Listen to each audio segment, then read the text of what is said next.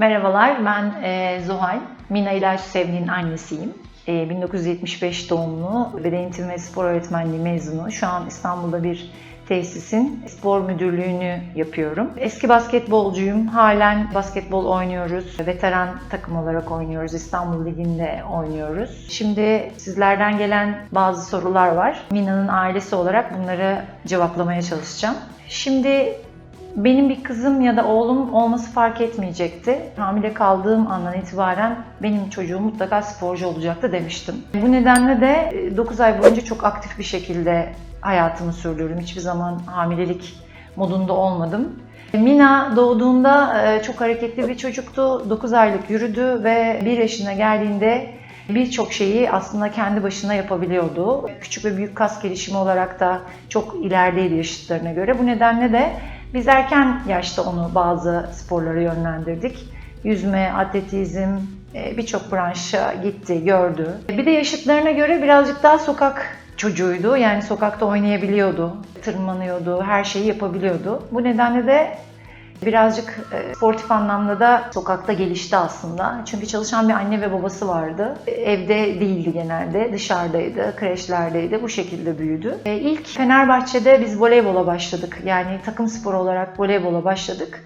8 ay voleybol yaptı. Sonra yan tarafta basketbol antrenmanı vardı. Ben şimdi eski basketbol olduğum için kızım basketbolcu olsun diye yönlendirmek istemedim. Birçok şeyi yapmasını istedim. Kendi tercih etsin dedim. Basketbol antrenmanını gördüğünde bana şunu söyledi. Anne dedi, ben dedi voleybol oynamayacağım çünkü çok durağan, beklemek istemiyorum böyle dedi. Ben dedi şarj etmek istiyorum dedi. O zaman yani bundan 12 yıl önce falan söyledi bunu.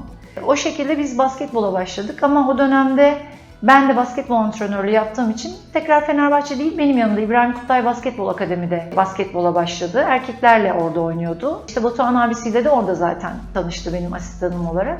Bu şekilde devam ettik. Yani spor hayatının bir parçası olarak başladı ve devam etti. Yani kendi kızım için bahsediyorum. İyi yanları çok fazla. Şimdi Amerika'da okuduğu için aslında onun gelişimi açısından artık tek başına kalması, yalnız kalması, yatağını toplamamamız, yemeğini koymamamız. Hani bu onun gelişimi anlamında çok iyi. Kötü yanı diyebileceğim tek şey var. Özlem. Uzakta olduğu için. Onun dışında kötü bir yanı yok. Çünkü çok uzakta olduğunda her ne kadar teknoloji gelişmiş de olsa sizinle bağ kurabilse de teknolojik anlamda tensel ve duygusal bağı çok fazla kuramıyorsunuz. En kötü kısmı o.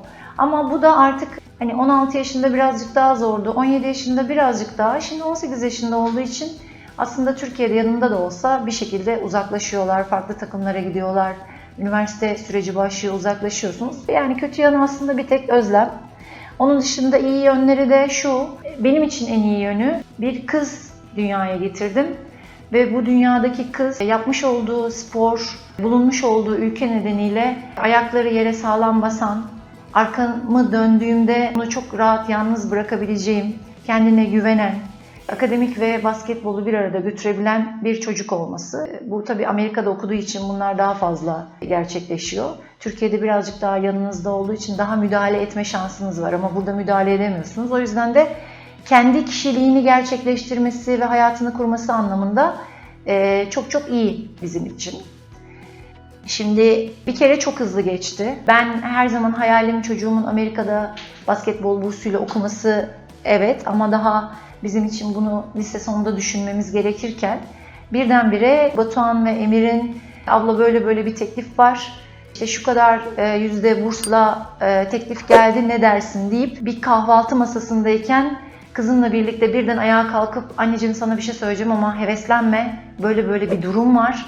Ama hani nasıl olur, ne biter diye konuşup heyecanla 15 gün içinde bütün evraklarımızı hazırlayıp birçok kişiye vize çıkmazken bize ilk başvurumuzda çıkıp elimize pasaportu alıp gidiyoruz ve hatta pasaportu almadan önce anne ben gideceğim, çıkmalı o, ben gideceğim, gitmek istiyorum diyen bir evlatla bu süreçte tanıştık.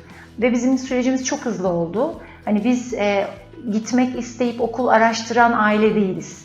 Biz gitmek isteyip ileride böyle bir yönteme başvuracak daha hazırlık yapan bir aileydik. Bizim için o yüzden süreç Emir ve Batuhan'la gerçekten kısa Ama sonrasında çok uzun bir yol başladı. Hani hiç o konuda ne yalnız kaldık ne zor durumda kaldık. Bunları yaşayarak bu şekilde tanıştık. Çok kısa oldu bu süreç yani. İlk önce çocuğunu yurt dışına gönderecek ailelere bir tavsiyem var. Çocuklarınızı çok iyi tanımanız gerekiyor. İyi yönlerini, kötü yanlarını çok iyi bilmeniz gerekiyor. Biz mesela Türkler evlatlarına şöyleyiz. Benim çocuğum harika, benim çocuğum mükemmel. Öyle bir dünya yok. Çünkü herkesin eksikleri var. Bu eksikleri çok iyi biliyor olmanız lazım. Amerika'ya ya da herhangi bir yere gönderirken ve çocuğunuzun altyapısını hazırlamanız gerekiyor. Yani bu bizim için mesela hayaldi ama bu hayali gerçekleştirmeden önce de hep belki bir gün olur diye bu altyapıyı hazırladık. O yüzden Mina yurt dışına giderken sıfır İngilizce ile gitmedi. İyi bir İngilizce ile gitti. Sıfır derslerle gitmedi, iyi derslerle gitti. Ve basketbol anlamında da iyiydi. Yani Fenerbahçe Spor Kulübü'nde altyapısıyla oradan aldığı için iyi bir süreçle gitti. Bu nedenle de hani Mina orada çok sıkıntılar yaşamadı ama yaşayabilirdi de. Sıkıntı da çıkarabilirdi bu durumu.